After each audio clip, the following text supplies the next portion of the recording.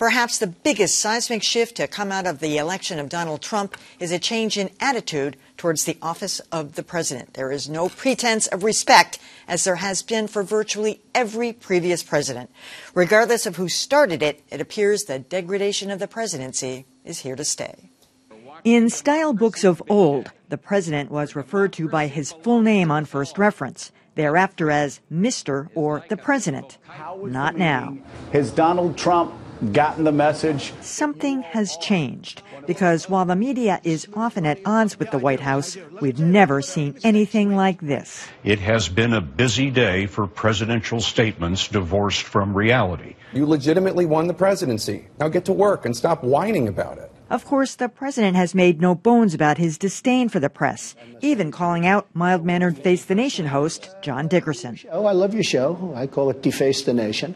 But, you know, your show is sometimes not exactly correct. And any line of questioning he doesn't like, well, just watch the end of Dickerson's interview. You don't have to ask me. Why not? Because I have my own opinions. You can have your own opinions. But I want to know your opinions. You're the president of the United States. It's enough. Thank you.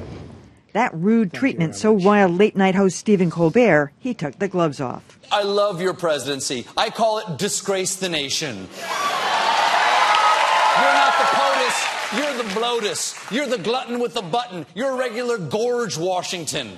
You're the presidents, but you're turning into a real pricktator. But the name-calling is hardly relegated to comedians. Conservative columnist George Will says Trump is unable to think and speak clearly. The way he talks and the judgments he makes about matters of fact, history, for example, suggests that he really is not capable of sequential thought. The conservative Wall Street Journal has had a few choice words, too, likening the president to a drunk clinging to an empty gin bottle. And longtime New Yorker editor David Remnick writes, Trump's way of lying is not a joke, it's a strategy, a way of clouding our capacity to think, which has gotten a lot of people thinking. So we all wonder, right after the election of Donald Trump, what would happen? What would be the intersection ultimately between the press and the presidency? And would this happen? We wondered, and it has. And sometimes it makes me feel a little bit uncomfortable because there is a disrespect. I mean, we don't call him President Trump or Mr. For the most part, we've shortened it to Trump. This happened, by the way, to President Obama, too. So it's not unique. It started happening, I think, when President Obama was elected. But part of me says, you know, the truth is the ultimate defense. And some of these things that are being said about him are true. I think that news reports refer to him as President Trump on first reference. Well, that's standard, though. No, but then they reduce it to Trump instead of Mr. Except for the New York Times. And that is standard. So I don't see any difference there. I must say, one thing that I will agree with the critics on is the setup piece did not show the worst thing that Stephen Colbert I know, said. I didn't get into all that. And I think he should apologize more fully than he has. Well, he didn't apologize at all. No, he really didn't. It was like, sorry if you were offended. But at the same time, you know, this is a give and take. And the president, see, I called him the president, has acted so disrespectfully toward the press and everybody else that you're going to get it back in kind when you do that. I don't think the genie is out of the bottle. I think that if in the future we get another president who does act in a traditionally respectful manner, then that will be returned in kind. I agree with Dan. I mean, it really is a two-way street. The way that the president has been speaking about the press, now the press is pushing back, and I am troubled by it. I think it is a little disturbing.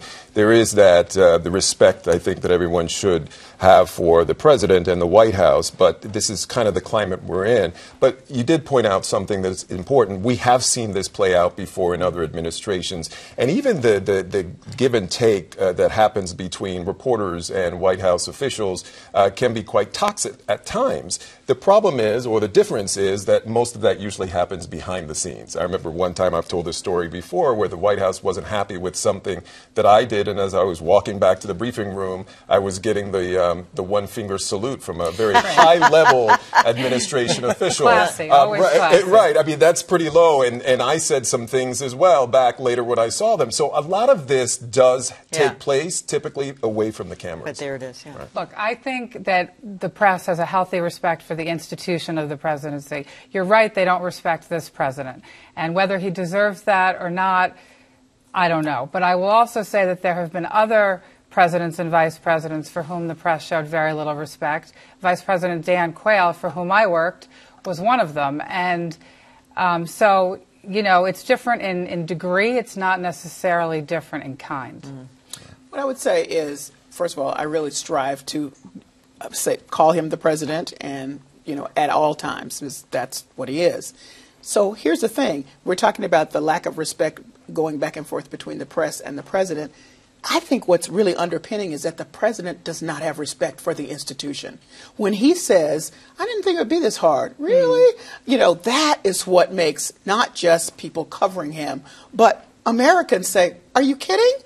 You know, have respect for the office, even if you got into it, as many do, and realize, well, this is going to take a different kind of response from me as a professional. But I think as he denigrates the office and sort of doesn't pay attention to the, as George Will said, the history. He doesn't. Yeah. None of that. I mean, this is what makes people not give him often some of the respect that the institution. He doesn't know, and that's really the bigger point that George Will was making. That he doesn't have sequential thought. He can't do it. Well, see, it's one thing to not know, but it's another thing to not know that you don't know. Yeah, exactly. and then don't allow the people around you who do know to offer you some support. And he has some people around him. I think part of the problem is that the press sort of shows him disrespect all the time. They don't differentiate between being disrespectful towards him when he may deserve it, and those times when he just says something they disagree with. They're constantly acting as though everything he says is stupid or wrong, and that's not the case. Yeah. Well, I mean, you know, there's what are we talking about when we're talking about the press? I mean, if you listen to NPR or watch the NewsHour, for instance, you'd think that Winston Churchill was in office. I mean, every news outlet is different. All right.